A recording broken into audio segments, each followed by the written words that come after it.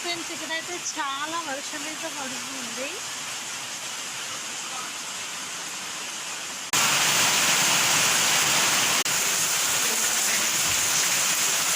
వర్షం అయితే కొడుతూ ఉంది. ఇంకా ఇక్కడ వచ్చేసి మా సార్ అయితే చిన్న పాప కోసం అయితే ఒక కుల్లాను తనే కుట్టారండి. కుల్లా అయితే చాలా బాగుంది, చాలా బాగా కుట్టారు. నెక్స్ట్ నేను కూడా ట్రై చేయాలి. కుల్లా అయితే ఇక రెడీ అయిపోయింది. ఇప్పుడైతే ఒకసారి పాపకి పెట్టి చూద్దాం.